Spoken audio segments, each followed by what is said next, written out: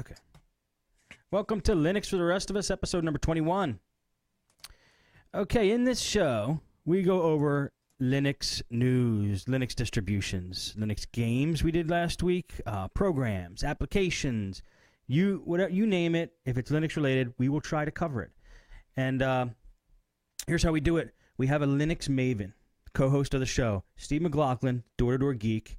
What's going on, Steve? Pretty much same stuff, just fighting to stay sane at my 9-to-5 job, but that's why I get paid to go there, and I don't pay them. That makes a lot of sense. Yeah. Well, good for you. I hope that you succeed in that. But I found, this is me personally, I have a very tough time having a boss. And I did everything in my power through my life to try to make it so that would not be. And I'm finally going towards that direction, so I'm kind of happy about that. But you get to play with you get to lately, at least at your job, aren't you setting up a Drupal application and a LAMP server, and you're doing some pretty geeky Linux related stuff? Yeah, I gotta say I really feel like I've been blessed at my 9-to-5. I've only had 6 bosses, and 4 of them acknowledge that they really like what I do, and they give me carte blanche to do whatever I want as long as it's deemed productive for my administration. And I really do feel like, I know I can leave and get paid more money, but I feel like I'm being at least a little honorable where I work, and I'm trying to better the use of tax dollars that are being spent. Oh, it's such a noble thing. Good for you.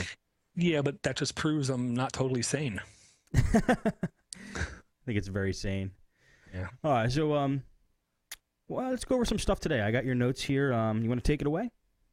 Yeah. First thing I wanted to do was people on the live feed can tell, compared to previous live productions we've had, I look definitely more crisp and clean, which just means you see more blemishes and stuff on my face.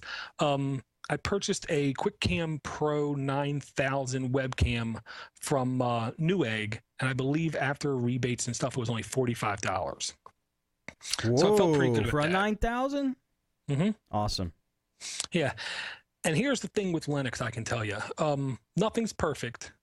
Everybody says it works on a lot of all hardware, works on old hardware. Well, it doesn't work on everything because it isn't perfect, and I don't think it ever will be perfect.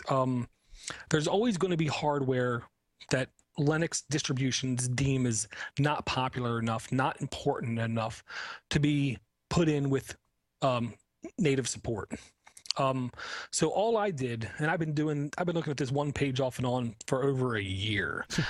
If you just Google search Skype webcam Linux, Skype webcam Ubuntu, sorry. And if you just search for that, you'll hit a wiki.ubuntu.com website. And basically, they go through a whole long, huge list of webcams, and then what kind of result can you expect to see? It will either say, works good, works perfectly, picture looks good, audio doesn't work, all these kind of things. And I always noticed that QuickCam 9000 got stellar marks on this page. Excellent video, excellent audio every time. And my logic is kind of twofold on this. If a webcam's going to work in Skype great, then you know it's going to work in the operating system great. So that was kind of like the higher bar. If it can make it over top that higher bar, then it's going to meet my needs just fine. I see. And even if you don't use Ubuntu, there are a couple commands, lsmod, lspci, lsusb, these different commands you can run that will tell you what is the technical name under Linux for that webcam. So you can boot a Ubuntu Live CD, plug the cam in, get the specs of how is this thing running so fine, and then you can go to your distribution and you can look for those same exact modules. They're actually called, we in normal world call them drivers, and then you'll see virtually identical results in other distributions. But I don't know any other distribution that has a list I don't want to say this complete, but this long of webcams and how good they work. Right. Oh, this is cool. Yeah, the 9000 is almost a standard now in so many ways. There's so many things that work with it, and it's just got such a good picture. They did come out with a new one, like a C5 something, I believe, that they're raving is HD, but yours is HD. I mean, it's an HD camera. So well, that kind of scares me. I'm going to put like a piece of wax paper over top it now.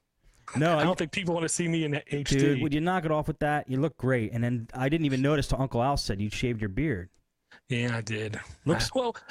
The gimmick is my 5-year-old came up to me the other day and he said, "Ow, you're poking me." And then he put his hands on my chin and said, "What's all this?" And I said, "My beard." He What's said, all this? Yeah, I said, "It's my beard." He said, "Well, can you get rid of it?" Okay, fine. I shaved it last night. I woke up this morning. He comes into bed. He wakes me up, smacking my face, and said, "What happened? Oh, it's gone." I said, "Well, you said to shave it off." "Well, no, I want it all back." It's like, dude, this is why parents are crazy. I'll just say that. Yes, you are being controlled. Yeah. That's cool. All right. Yeah, and my boss was happy too. Yeah, well, more presentable, more professional, I guess. Yeah. I see. There's another thing. You've seen me. I wear this, with reckless abandon. I just let it grow, and then it's not even like cleanly shaven. When it is, like it's always there. So. Yeah, mine's like cleanly shaven once every 5-6 days. Yeah, oh, that's good. That's pretty good. Yeah. Even when it's trimmed up, it's only once every 5-6 days. All right, enough about our facial hair. The next thing I wanted to talk about, it's one of those things. I know I've said it in the past, but I need to be more proactive about it. Like doctors are the worst patients. I always say whenever Russ Winter, our friend, talks, you need to be quiet and listen to him. He has a very commonsensical approach to virtually everything I've heard him discuss. And about 2 months ago, he reminded me about a application, I guess you would call it, called Ubuntu Tweak. Okay. Now, in the past, there's been other applications. The only one that comes to mind was called Easy Ubuntu. And the way I kind of had this in my head was it's really kind of like Tweak UI for Windows, where you can go through and you can, on a fresh system, get it a little bit more tweaked to how you want it. And that was about it. This looks very familiar to me because I think either Russ brought it up. We didn't bring it up on this show, did we? Maybe. I think Russ brought it up on a Podnutz Daily, so okay, my bad. Honestly, it wouldn't shock me because this is the kind of tool. The best way I can describe this tool is this is the kind of tool that makes Linux as a whole much more comprehensible, much more digestible, much more understandable for the basic user. Why? Because it puts everything in such a clear and it just talks about everything in such a clear way, and it has a very simplistic interface of everything you can do with the application. Now, I will tell you there is a lot that this application can do. If you just launch it on the left side, there's a long menu of choices. It isn't super long, but it's long enough to lose yourself in, let's say. For instance, it has Application Center is the very top one. Right. And everything in this application, here's the other key to it. It's presented in such a friendly manner. No one who loads this is going to think, I want to do this. I can't figure out where to go. Everything in this is labeled very commonsensically, which I don't think it's a real word. Sounds good. But from the top down on the left main menu, Application Center, well, that's where you go for applications. Package Cleaner, that's where you go to get rid of cruft off your system. Source Center, that's where you can add and remove sources. Source Editor, well, I guess that's the same thing. Update Manager, that's where you can update stuff available in this application. Login Settings, That's where you can change the login settings. Right. And it just keeps going down and down and down. Session control, comp is settings. There's one thing I'm going to highlight just real quick. Comp is by default in Ubuntu. You just have 3 modes of graphical candy. None, because I can't remember it. There's none, I think, normal and advanced. Right. None, normal, and extra. And that's all you have. And Ubuntu has pre-designated what they think extra should be. And all it really is like when you maximize and minimize, it has a little flow effect. And when you click and drag a window, it has a little bit of effect. But comp is settings has its own, I believe it's comp is dash settings dash manager, I believe is the name of it. If you look in, it's complex compared to this.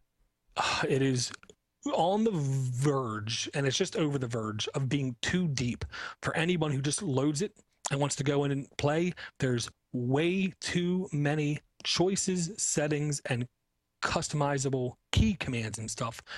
You could easily get lost in stuff. It does a good job of saying, well, this effect and that effect basically counteract each other. Like there's the wall presentation, and then there is the desktop cube. They both directly contradict each other. So if you turn one on and then go turn the other one on, it will say A and B contradict. Which one do you want? So it does a good job at that, but it's very deep. Flame windows, when you close a window, it can break apart and fragment. It can fade away into dust. It can do all kinds of hundreds and hundreds of effects, and that's just for opening and closing windows. And there's so many settings. But in here, if you install with a simple click and apply, you get a very trimmed down, edible list of what you can do in comp is. I find it to be the perfect intro to comp is for the new user. Good, because I want to use that. That's something that interests me. Right. Now, to use extra, is it? Do you need like a super high graphics card, or is it just, it's just a little extra? I can tell you most of the time, the more generic and bland the video card, the more supported it is. If you have a super high-end NVIDIA, I don't even know what they're up to, but a brand new video card, you might have weird effects happen if you enable these advanced effects. Where if your video card's a year old, you don't even need, I think my laptop has 8 megs of onboard video memory. It's super low, and even with onboard video cards, you can turn this on. If it's a Intel video card, it's very supported, and I've seen it work just fine. I'm sure there's instances where it won't, but the odds are it's going to work just fine. Okay, good, because I don't have a super high video card. So. Right?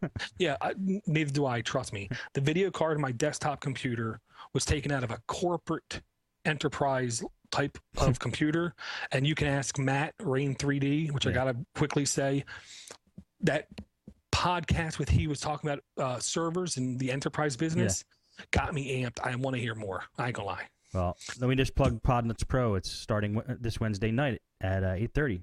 8 o'clock. 8 o'clock. So 8 o'clock. Yeah, he's definitely a guy with lots of experience, and people need to listen to what he says. I'll say that. I'm glad you liked it. Back on to here, the Ubuntu tweak, and there's little things that people don't know how to do. Like some people are comfortable with having a My Computer icon on the desktop. There's no way easily with like one click to get it on your desktop. You can go to the folder, double click and drag it, like both buttons, click and drag, and you can make a link there and stuff like that. But in here, there's a desktop section called Desktop Icon Settings, where you just click Show Computer Icon on Desktop. And you can call it custom, anything that you want. Show the home folder, show the trash folder, show the network folder, show mounted volume. So if you put a USB disk in, there'll be a little USB icon on your desktop, and you can enable or disable that from happening. This really takes making your Ubuntu experience more personal, more tweaked to how you want it to do in a completely extra level of depth. An easier level? An easier level a billion times easier to implement the changes that you want to, as long as they're in there. And it's pretty deep, I have to say. I mean, even like back at the login settings, you can change the login background and the login icon. You know, you can customize, I don't want to say too many things, but you can customize so much in this application. It can't be bad. You know? Now, let me ask you this. If you got a noob, right? He installs Ubuntu and then installs this. Is he going to be able to figure out what all the settings mean, being a noob? I'll say 90% of them plus are going to click right like that, exactly what they are, because they're named so obviously. The only kind of things that's going to throw him off is comp is. But when you click on comp is, on the right-hand pane, it says comp is settings. You said there's 3 settings. Well, no, this is inside Ubuntu Tweak. If you load comp is inside of here, you get like 20 different settings where you can set like edge properties, where if you take the mouse to the upper left, show me all of the open windows, and it will like expose back and show the windows. But on the right side of this screen, it says comp is settings for some amazing desktop eye candy. So they have good descriptors also. Right. Okay, good. With this. Good. That's good. Yeah, this is the kind of tool I highly encourage everyone to go and look up and look at, and go ahead and tweak with, look at, toy with, and just have fun. I mean, I'm going to use this in podnutz. I'm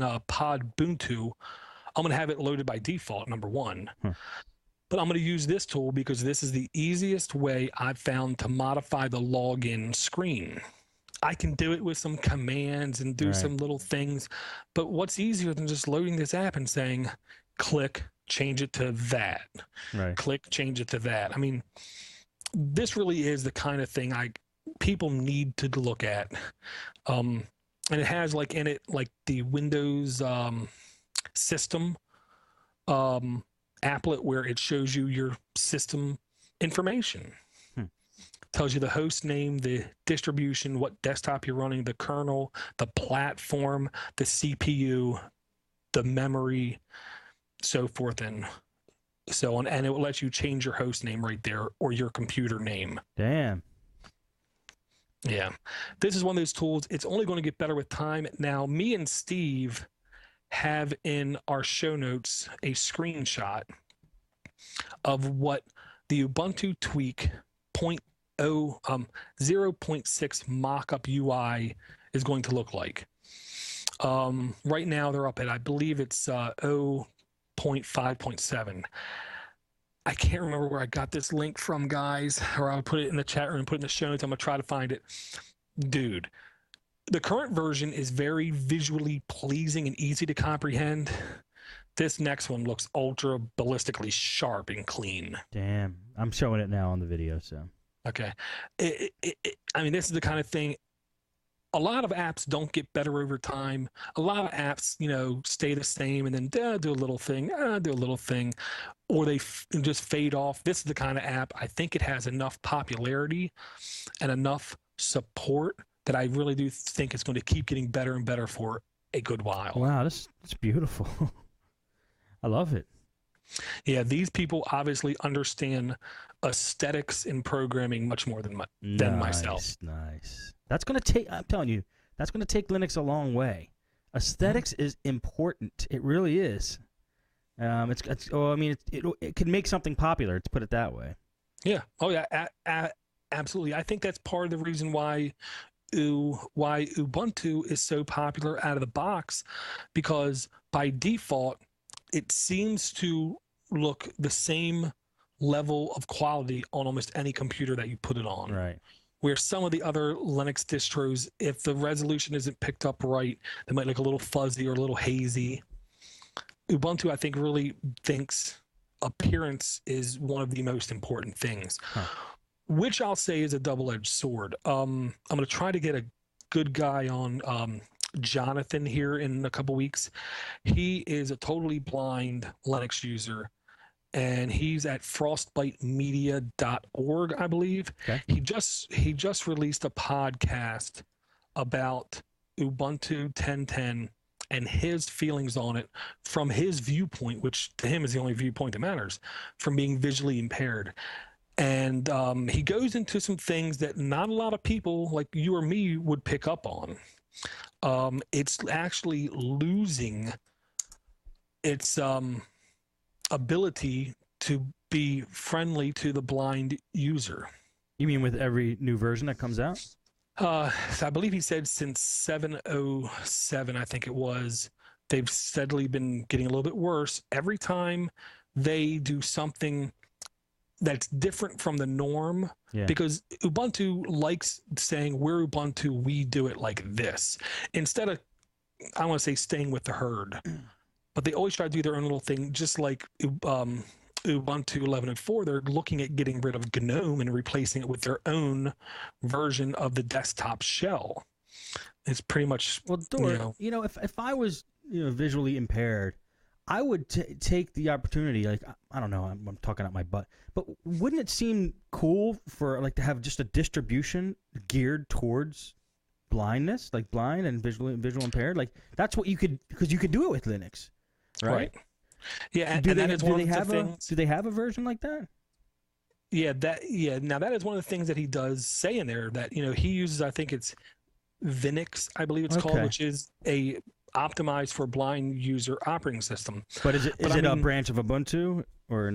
No, I believe it's its own thing. But I don't want to say the problem with it, but here's one of the shortcomings with that. While it is 100% true, Ubuntu has so much popularity and support behind it. It seems like when things come up that affect a broad amount of people, it gets fixed really quick. Okay. And it's so much easier to find resolutions to a issue in Ubuntu because the community is so large. So it would be nice if Ubuntu was set up for visually impaired each time. Yeah. Now he said there are a couple things he can do to make it a little bit better, but as time goes on, he doesn't see it getting easier for the normal user to do it ourselves. And he isn't complaining about it. He isn't calling them out. He's basically saying, I'm sad at what they're doing because they're going to isolate themselves. Maybe not intentionally, but they are. Right. Yeah, it's a shame. Yeah, and he's a really good guy. Cool, let's definitely have him on. Yeah, I'm going to have to do a little finagling because let's just say he's busy. Very busy guy. Too busy for you, Dor? Come on. Well, he's making money, so I don't make him money. Let's ask him anyway. Yeah, I'm going to try. And other operating systems on Linux platform have similar-esque tools to this, but most of the ones I've found on other operating systems really do nothing more than just give you the availability to easily add stuff like Flash and Java, where Ubuntu Tweak takes it to an extremely advanced level, but still digestible. Like one of the things they let you easily do is change the buttons from being on the left side to being on the right side. Really? Yeah, where it isn't hard to do. If you have any inkling, if you're at all comfortable with editing anything, it's very easy to fix yourself by going into the GNOME settings something and browsing through this little applet and changing one of the settings from 00:0 to 0:0000, something like that. But in this, it's a GUI. I mean, how can you get easier than that? Right. Yeah. So this is one of the tools I'm really starting to fall in love with, because whenever someone has an issue and it's fixable in this, now I'm going to say, dude, just download Ubuntu Tweak and go here. Right. Cool. I like that. I like it a lot because I do appreciate the GUI and the simplicity and how it explains things. Yeah, I mean, I'll say GUIs aren't bad. A lot of the hardcore Linux people, I don't want to say they think GUIs are bad, but they think like GUIs get in the way. Okay. And granted, if you really know and understand a lot of the underpinnings to what you're working on, it probably does take longer to pick to run an app, wait for the GUI to load, and then click through. It could take you longer, yes. It could, but it actually depends, though. I mean, there's certain things that if you press a button on a GUI, it could run a script, and rather than you having to type every line of the commands. I mean, it all depends. You really can't say one's bad and one's good. Right, and then you got to worry about, especially graphical settings. Well, not every card is built the same, which means Xorg, the underpinning application making the GUI happen, might react a little differently to the same code on 5 different video cards. Right. So, I just say use it, enjoy it, love it. I'll say that. Yeah, we will. The next thing I want to talk about real quick, I've gotten at least, I'd say, 5 or 6 emails over the last 10 weeks or so. And the guy doing our show notes, Paul, I really enjoy his emails that he gives to me because they're very plain English. Hey, Dor, not trying to bother you. Here's my issue. No stuff going on here, stuff going on there. Right. I put my left shoe on my right foot, and no, just tell me the problem. And he had a Samba issue, and Samba it's actually used on every operating system to share files across the network. When you're on a Windows computer, you open up Explorer and you type //IP/ and hit enter, and you see shared folders and shared printers. That's using Samba technology. Linux uses it. It's just you have to know a little bit more of what it's doing. It's called Samba. In Windows, you don't need to know what it's called. You just do it. Right. But Samba is one of those things. If you get it to work, and if you follow a little bit of a stringent path, it's going to work every time flawlessly, no issues.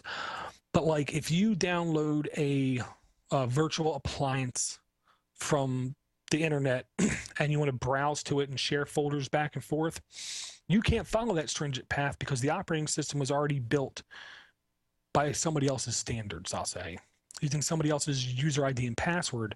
So it's a little bit complex to set up that file sharing.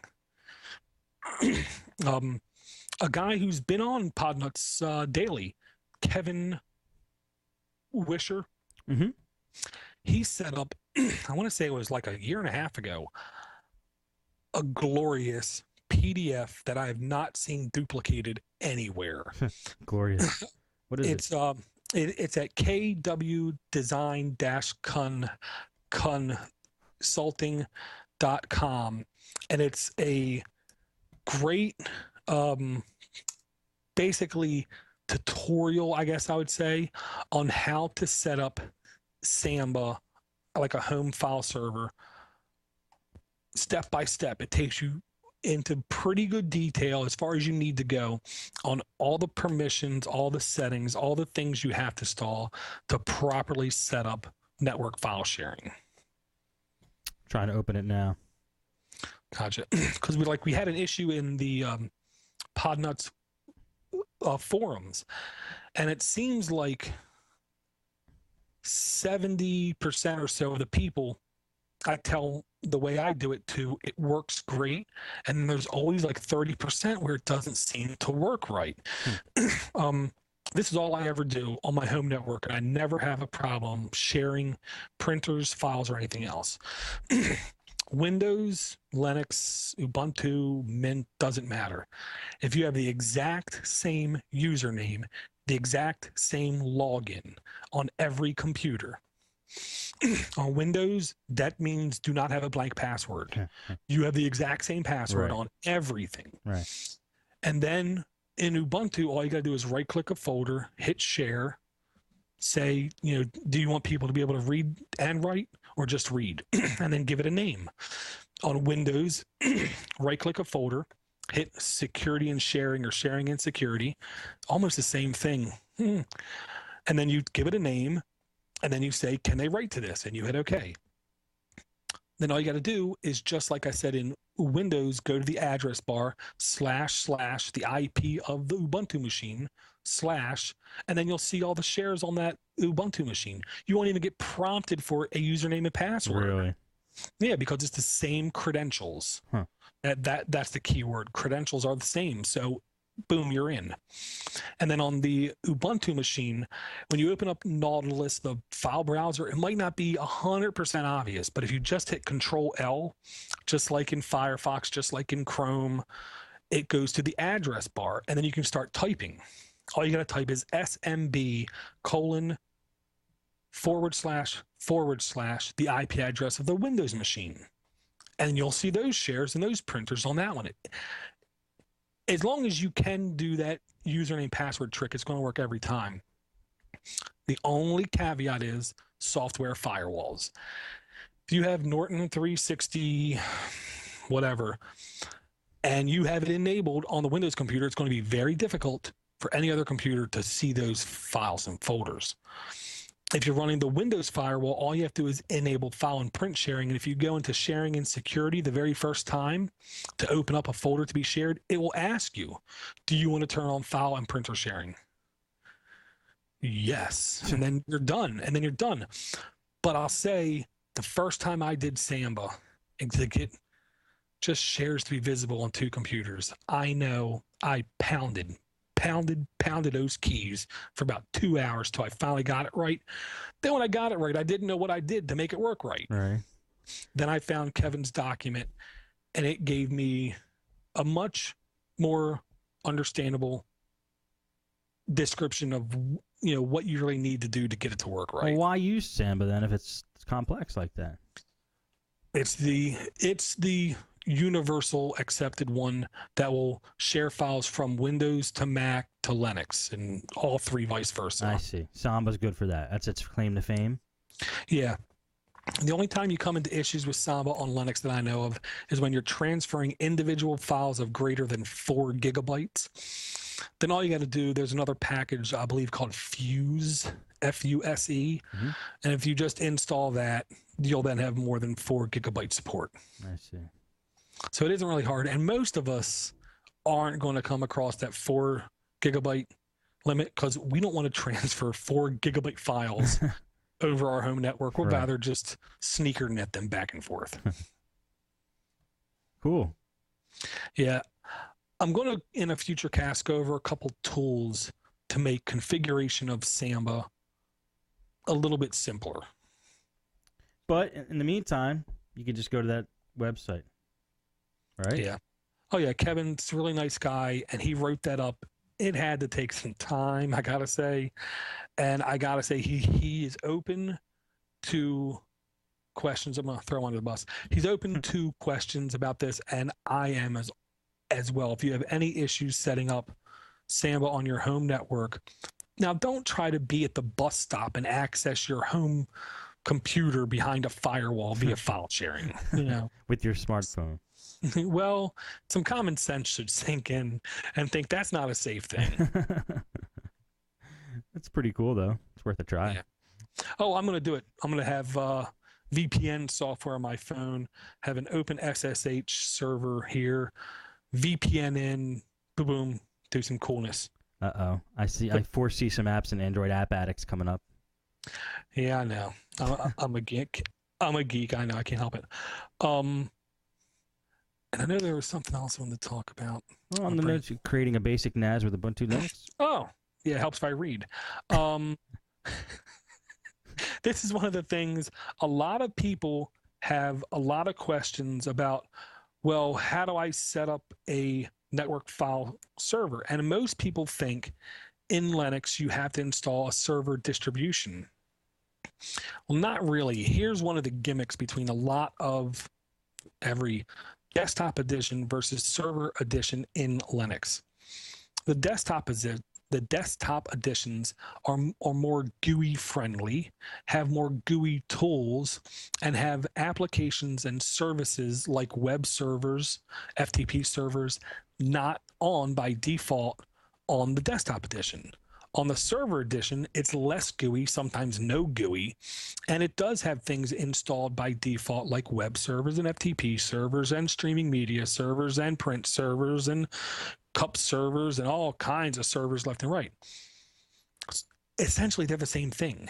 You can take a server distribution of an operating system and install your normal standard full-featured desktop environment. You can take your desktop operating system and load all of the server aspects, services, and applications to make it run like a server. So a good thing in my eyes to play around with for the newbie is a desktop operating system and then making it into a server that you want to do, partially because you get the ease of use of the GUI that you should already be semi-comfortable with. Right. It's a lot easier to right-click a file in a GUI, go down to properties, go over to permissions, and say mark as executable than it is to stop what you're doing, go to another computer that has a GUI, go to Google and say Linux command make file executable. And then Googling it, seeing it, going to your other computer and typing the command in. So I highly encourage people, as a play thing, this is the kind of thing you can do. It's a full-featured GUI on how to make a NAS server, and this is not just a file server, I'll say that. This is a NAS server with the RAID configurations, with how to set up in the SMB, I believe it is, Samba configuration file, smb.conf. It tells you what to put in there to set up your different file shares. So hypothetically, you could have mom share, dad share, wife share, brother share, and then give the accounts. Roxanne has the access to read and write to these folders, but only to read to this folder and not to see that other folder. And it gives you a very easily to understand in my eyes, because I think I already understand a little bit of it. To the noob, it might take a little bit of reading a paragraph over twice, but I think they do a really good job of explaining the steps needed to set up a custom NAS. Because you can go out and I know like the Windows home server has the built-in ability to take all your drives and give you the illusion that it's one drive. Right. That's like a NAS. I mean, I believe on theirs it's software RAID. There's software and hardware RAID. You get arguments both ways to which is better. I personally hate RAID. That's a different story. But at least with this document, it even explains to you how to set up a RAID. It's one of those things for people who want to start to dabble with really setting your house up with personal entertainment centers, file servers, FTP servers right there in your house. I think this is a good start. It's called, from the site paperjammed.com. Just do a search for creating a basic NAS with Ubuntu Linux. Yeah. Neat. And that's the kind of thing I'm going to bring up once in a while is tutorials on how to get a little bit more than you think you can get out of your computer. Right. Because on other operating systems to do this kind of thing is hard. You mean other operating systems, not Linux? Yeah. I mean, like on Windows, to get this, to really get the same features available by this, you have to buy a server edition of a operating system. They're not meant to be toyed with. Right. Yeah, that's one of the things. I'll explain it like this. Linux, do what you want, when you want, where you want, why you want, how you want. Right. Boom. With Windows, you can only do what these versions allow you to do. And even then, typically there's only certain protocols, certain pathways you can follow to get what you want done. And in Mac, you either can or can't do it. Based upon what Steve says. So. Exactly. Right. Which, it's just one of those things. Stop and think what fits your needs. What do you want to do? Those are great stuff, Dor. I like tutorials. I like tutorials. They give us something to do. Yeah, and I love tutorials that actually tell you, and I think both of these did tell you at one point in time, or at least a couple points in time, run this command and then a red box. If this doesn't happen and you get an error, check that. I hate tutorials that take for granted the world is in perfect harmony with the rest of the universe. All the planets are aligned. It never happens like that. Right. Any tutorial I follow, something doesn't work right. That's awesome. Yeah. All right. Got anything else there? You do have something at the bottom of your notes. You want to bring that up? Well, yeah, there was two things I wanted to hold on. I got to think of the word right before I can say it right. selflessly promote. Not selfishly, but selflessly promote. Okay. One of them, I just gotta say, new TV series, cable series on AMC called The Walking Dead. It's a zombie show that if you're at all squirmish, do not watch this show. Really? Is it? It's on AMC. It's still pretty. It's very graphic. Graphic. Dirty graphic. Like guts graphic. And... It's like Night of the Living Dead, right? Whoops. Wow. That's loud. That was loud. And it has a loud sight. Okay. And it has a very loud sight. Yes. Big time. Yeah. And one of the things I came to realize is when I was driving home today, listening to Podnutz Daily with Matt, wife called, and as she's talking, my mind's wandering. Yeah. Part of the reason I think I'm such a fan of zombie-oriented media is because humans are the underdog. And I think I'm a fan of underdogs. I think that's part of the reason I like Linux, because people out there give it no respect. I think it's my duty to just make people aware. And, and at the same time, for me to learn pros, cons, what makes it good. And you can't get more of an underdog situation than you are in the world, and it's filled with zombies. Well, how many humans are left? It's really unclear. The part of the reason I love the show, doing cop things, the world's perfectly fine, guys running from the law, they set up a tax strip, car crashes, guys get out with guns blazing, boom, boom, boom, boom. The cop gets shot. He passes out. He wakes up. It's an undisclosed amount of time later.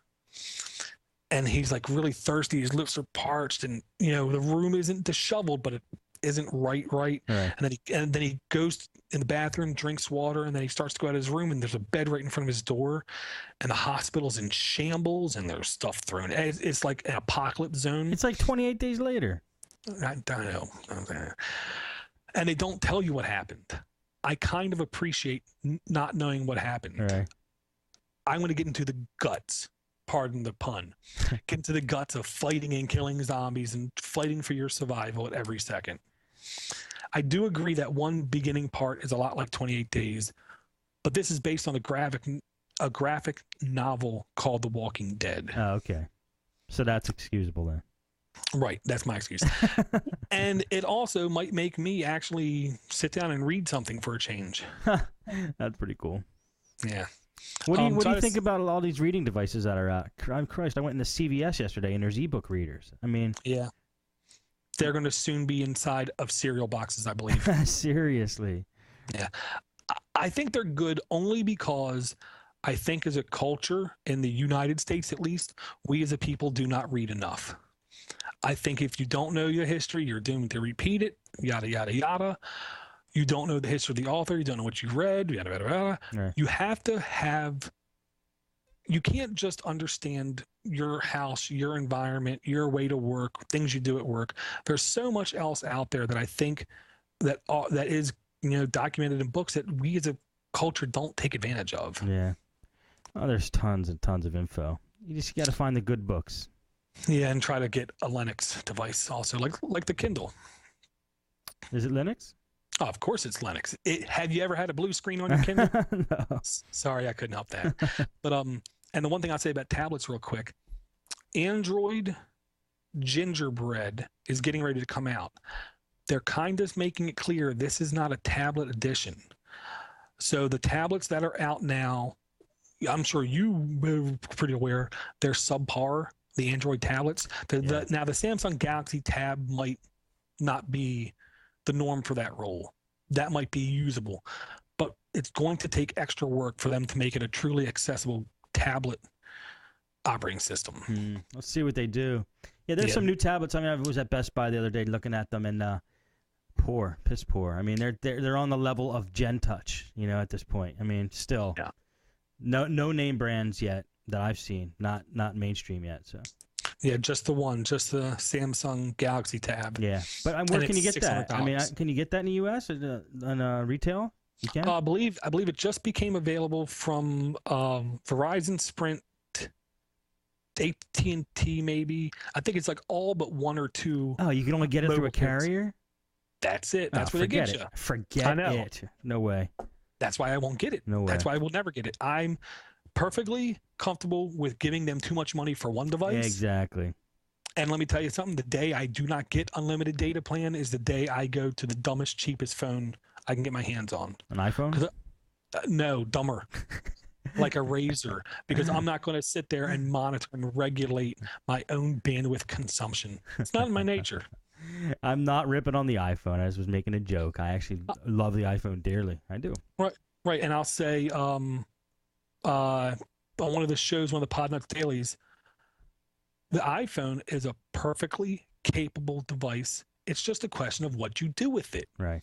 You know, it's more elegant than the Android device because it has such heavy controls over it. Right.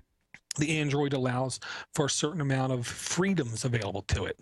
It's just a question of what you like. Better is such a vague term. Yeah. You can't say absolutely one's better or worse. You cannot. I'm with you on that. I love my Android, but you know. Gotta love it. Yeah. There's a lot to love with Android. Yeah. The last one to bring up, and you stole my thunder on the last Podnutz Daily. Oh, at least I know you listen to the shows now. I always listen to the shows. I'm just kidding, Thor. by the amount of voicemails, I thought that was clear. Our friend Doc Brown, who I gotta say is one of the most stand-up guys I think I've met.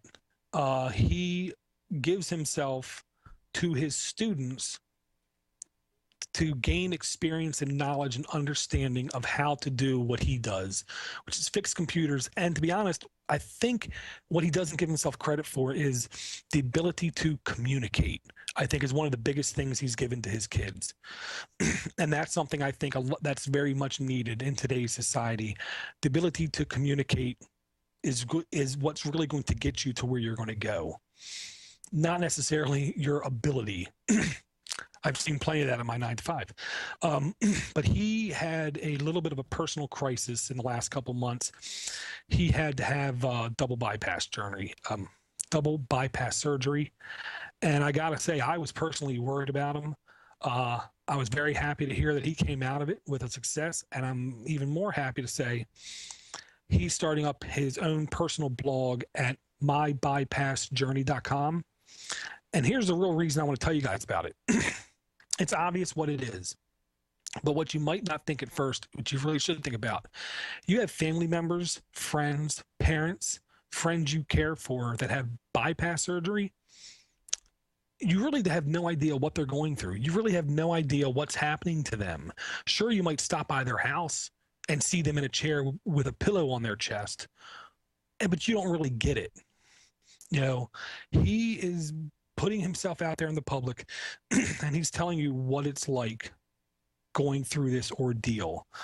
I'm not saying, feel sorry for him or send him money, which I'm sure he'll love if you send the money, but this is just another way you can educate yourself about somebody you care about might be going through this same ordeal. Definitely. Yeah, I did talk about it on Podnutz Daily. This is it's a great thing that Doc is doing with this. It probably helps him talk about this too by doing the blog like this. It's probably pretty therapeutic, and I think it's great, Doc. We all wish you like speedy recovery on this. Oh, there's no doubt in my mind he's going to get through this pretty good. But it was a scary time, and I'm just happy to see that. I personally believe venting this through his body via typing is helping by itself. Right. Definitely check it out, guys. I mean, if you're a fan of Podnutz, then you should be a fan of Doc. It's Larry Aldridge is his real name. So mybypassjourney.com. A story of heart surgery and recovery. Yeah, and it's really pretty. Yeah, it's a great looking blog. That's what I'm most impressed with that. I love how the bars bend around to the back. It's really a great effect. You read my mind. Yeah. I saw that, and I'm thinking, how can I steal that? I know, me too. All right. See, Doc schools us all. Yeah. Yeah, and I just hope to hear from him soon. Even when he just stops by in the Podnutz forum for a little blurb, honestly, it brightens up my day. Way to go, Doc. Okay, Dor. What else you got? Anything? I'm drained and I'm dry. I just gotta say, I'll just say and here's the one thing I forgot to say about my Quick Cam 9000 Logitech Pro. The best thing about Linux that is very underrated and under talked about. On Windows, 99% of the devices, if you want to get even 50% of the capability of that device, you have to, be careful, don't plug it in yet. Put the CD in. Next. 300 meg installation file. Oh, wait, now I plug it in when it tells me to. I can't be a bad boy. And then you go through the rest of the process, and then you have the full features of the device. Right. Not in Linux. If you do an ounce, a skosh, an inkling, a little tiny bit of research about what you're going to buy, you don't have to do nothing. You plug it in and it works. I did nothing. I honest to God, did nothing. I plugged it up. I didn't hear no ding ding. I didn't see anything pop up. I didn't see nothing happen. I just went and loaded a standard application on Ubuntu called Cheese, where if you have a laptop with the built-in webcam and it's picked up, it'll automatically put it on there for you. But I just went and I installed Cheese, launched Cheese, waited a second, I saw a little spiral thingy go around, and then I saw my ugly mug pop up. And I'm thinking, I didn't have to do anything. That's compelling. That's a reason why. That's a reason to be interested in it. Right. And like OpenSUSE, another very fine distribution, just implemented the latest in their latest version. I think it's 11.01. If the printer is fully recognized, you literally plug it up and you don't do nothing else. The next time you go to a document and you hit print, that printer will be listed as. That sounds printer. So nice. Sounds so nice. Especially printers. Printers are like the all-time nightmare of computers. They really are. Partially because they have moving parts. I'm a firm believer. Stuff with moving parts just gives me tumors. Yeah, that's why SSD drives are so nice, and that's why I was drawn to netbooks in the first place. You know what I mean? When netbooks, they weren't having like full-fledged SSDs, but they started out even your 7-inch, your Triple E. I mean I think it came with 4 gig of SSD, right? I believe it was 4 gig. And that was the part of the thing that drew it to me. I knew I could put it in my backpack and rustle it around, and there was nothing to worry about. I could have it turned on, easily walk around the house, and I would never have to worry about an issue. Yeah, that's exactly with me. So, yeah, moving parts bad. Not moving parts good. And my good friend Tracy told me it was SUSE 11.3. Good looking out, Tracy. He has a fantastic podcast. It isn't fully off the ground yet. It's on the runway. It's moving. It's called Watch It Online. And I gotta say, if you are at all a fan of being able to watch things on portable devices, I believe it's watchitonline.com. Dude, you gotta pay at least a little bit of attention. What is it? For instance, the site channelsurfing.net is a place you can go to and watch a lot of stuff, maybe questionably of legality, completely for free. You don't have to do anything special. On Firefox, you might have to install a plugin, something like that, and you'll be able to just watch it. NFL Network, football games, hockey games, NBA games, MMA, pay-per-views, ABC, NBC, Fox, But that's only one of the sites. This guy is loaded to the hinge with knowledge of how to consume media online with paying next to nothing or nothing at all. Wow. Is it watchonline.us? Yes, it is. Thank you very much. Good. There it is. I know it was a doober, couldn't figure it out.